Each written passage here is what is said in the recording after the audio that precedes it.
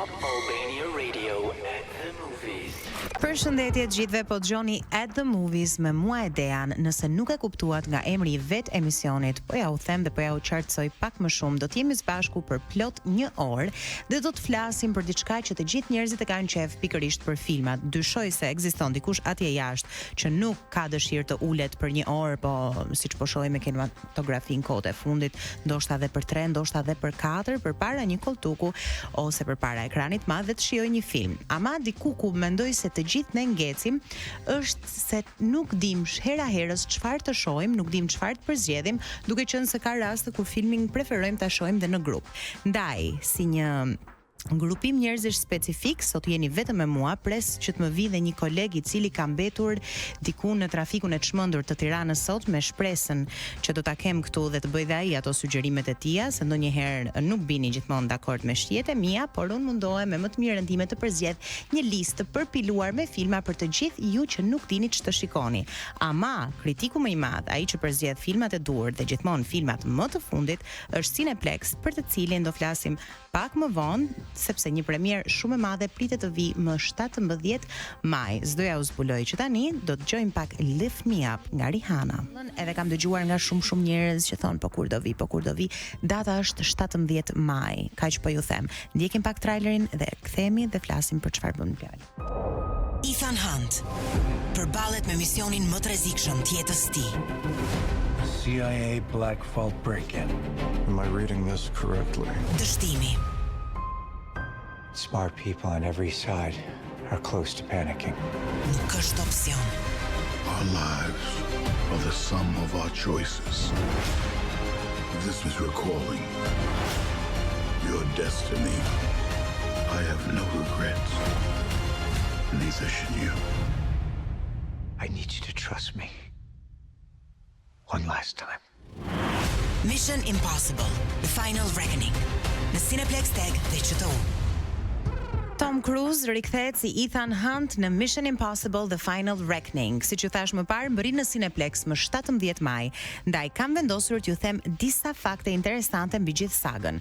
Tani, që Tom Cruise i bën vetë të gjitha hedhjet e rrezikshme, ato varjet nga aeroplanët edhe stancat, është një fakt i njohur globalisht. Ama Cruise ka ngjitur Burj Khalifa në Dubai, që është ndërtesa më e gjatë në botë, me një ndihmë minimale nga CGI. Isha shumë interesuar mbi fakte për Mission Impossible, kam bërë ato kërkimet e mia, po ndaj me ju një pjesë shumë të vogël prej gjithë atyre gjërave që kanë ndodhur, që janë ekstra dhe ndodhin vetëm në një film në cilin Tom Cruise është protagonist.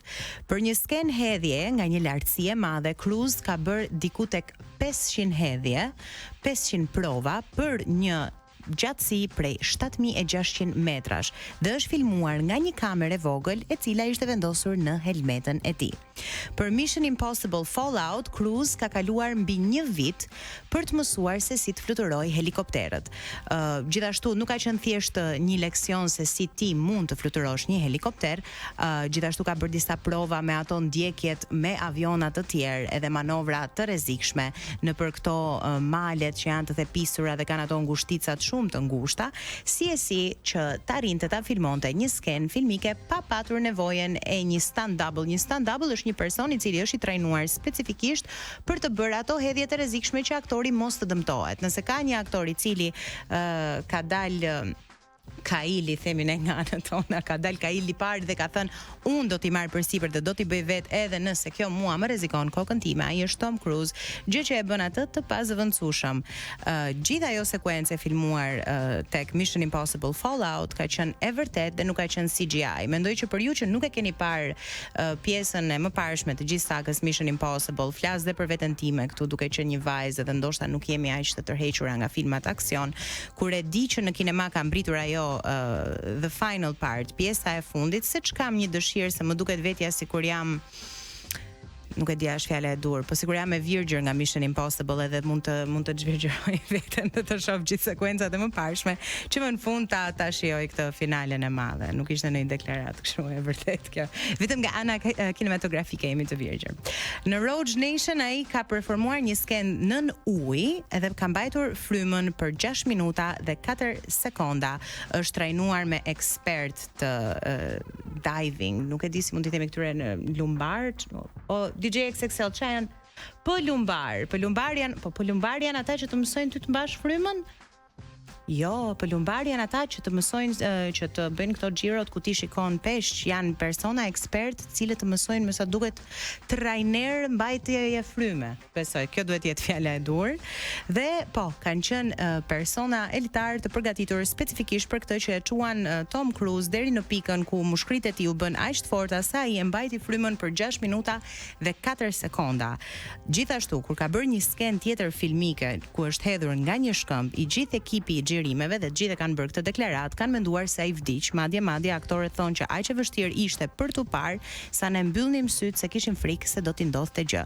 Këto ishin disa fakte për Mission Impossible. Tom Cruise vazhdon të mbetet aktori i vetëm i cili arrin t'i bëjë gjitha këto skena vet. Do të shkojmë tani me Hand That Feeds nga Halsey. Se po të dëgjoja sigurisht edhe që gjithë kohën që po vija për një. Unë ndjeva kur isha vetëm, unë ndjeva si një njeri që pret, po nuk i vjen askush. Dhe pastaj vjen krejt papritur. Dhe pastaj po, gjithmonë ashtu është kur e harron dikë të rikthehet ai njeriu, edhe unë nga gjysma e emisionit harrova që jemi bashkë, po pastaj vetëm kur më shfaqja aty. Mua më ndodhi e kundërta, është ajo që ti mendon që një gjë nuk do realizohet kurrë ose nuk do e kapësh kurrë. Pra unë mendoja me gjithë të trafik që e lash, domethënë sa mendoja që okay, të shkoj të kap pak minuta, pastaj jo, është e pamundur. Por ja dola gjithsesi. Unë duke qenë se jam dramatike, ngeca te kjo dashuria e njëanshme dhe pritja që nuk erdhi kurrë, në rastin tim erdhi se ti ja ku je, po në shumë raste të tjera kjo gjë nuk vjen. Ndaj sot kam vendosur të flas për filma që kanë të bëjnë për dashurinë e njëanshme. Pra kur njëra palë dashuron shumë dhe pala tjetër jo dhe aq. Një pyetje para se të shkojmë tek filmat. A mendon që mund të ekzistojë një dashuri e tillë? E njëanshme, pra a funksionon, pra a kemi një palë, një çift që pranon të funksionojë në këtë mënyrë? Mund madje mendoj se shumica e çifteve kanë një dashuri të njëanshme. Nuk mendoj se është e pamundur që të dyja palët të dashurojnë në të njëjtën sasi. Okej, në të njëjtën sasi jam dakord, po jo që po them dikush të mos dashurojë dhe dikush të dashurojë. Tani, për sa kohë ka angazhim, do thotë që dashuria nuk është tërësisht e njëanshme. Ama a ka marrëdhënie në të cilat njëra palë dashuron 20% dhe tjetra 80%? Sigurisht që ka. Madje e pam edhe televizivisht. Po pikërisht ato kisha në mendje. Prandaj doja ta lidhja. Ikim te filmat. Shkojmë tek filmat. Mirë, përzgjedhja ime e parë është Baby Reindeer, një dramë psikologjike e bazuar në historinë e vërtetë të Richard Gere. Vjet ishte gjithçka për cilën njerëzit po flisnin.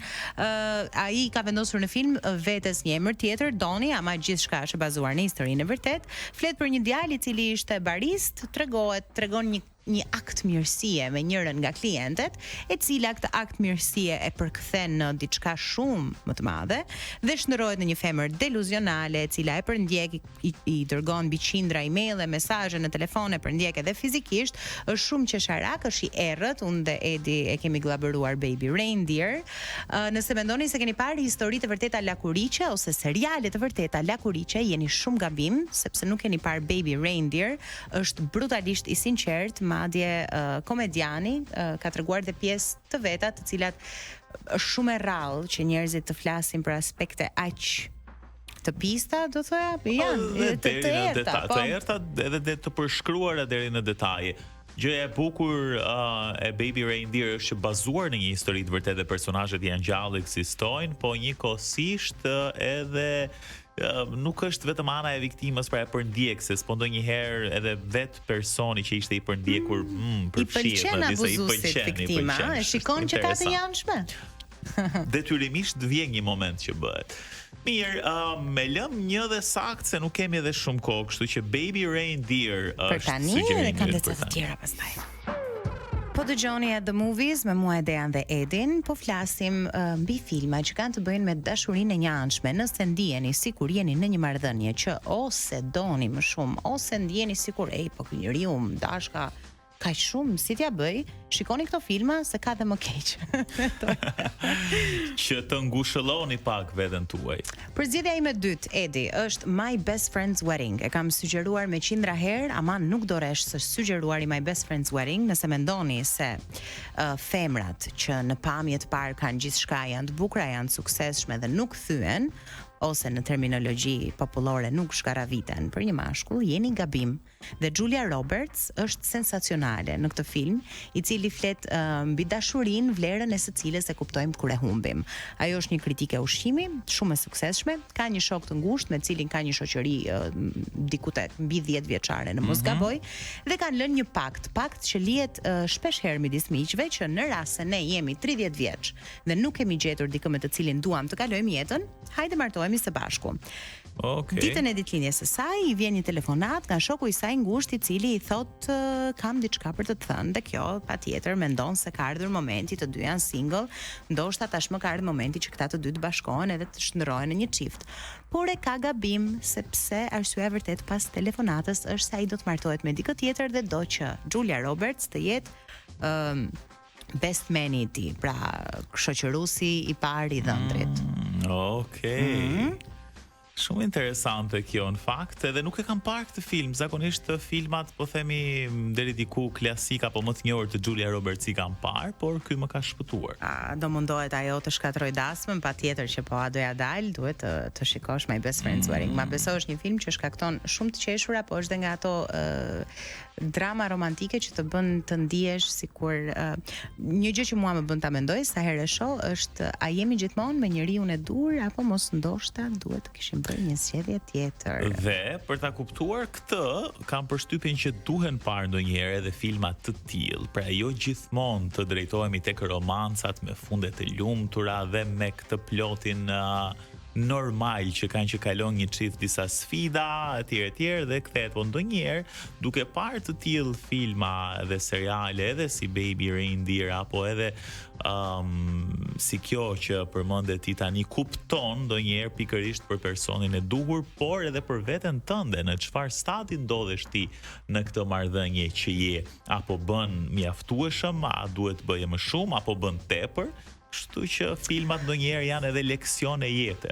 Populli thotë që dashuritë e vërteta nuk përfundojnë me fustan martesë, Nuk e di për këtë, ha diskutim. Është nga këto teoritë konspirative. Mirë, kam një tjetër sugjerim për ty, këtë besoj patjetër e ke parë. Pak më parë po flisnim për premierën që pritet të vijë në Cineplex, që është Mission Impossible me Tom Cruise, dhe kam zgjedhur një tjetër film që ka të bëjë për dashurinë e një anshme, pikërisht me Tom Cruise, po është dhe Penelope Cruz, është dhe Cameron Diaz.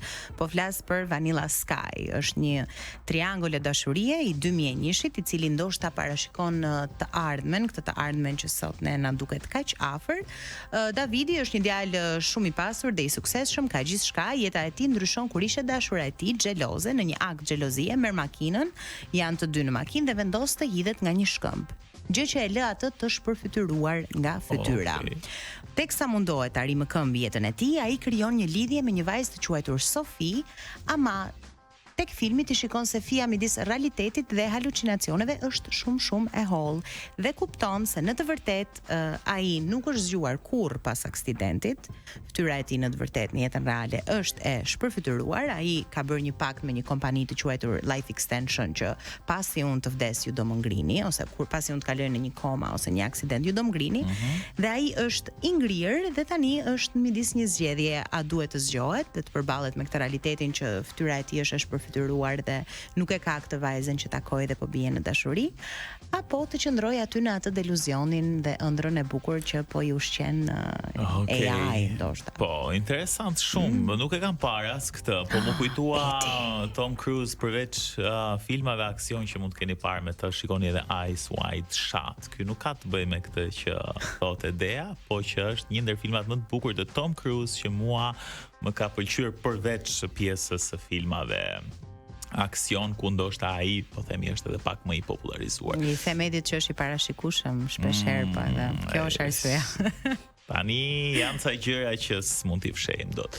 Okej, jemi në fund të programit për sot. Unë arrita të dëgjoja sugjerimet e Deas edhe të bëhesha pjesë sot. Ikim me urgjencë, bashkë do të jemi sigurisht fundjavën që vjen. Deri atëherë shikoni filma të bukur në një javë shumë intensive. Kemi zgjedhje Giro d'Italia, njerëzit janë në kaos. Kalofshi bukur, mirë dëgjofshim.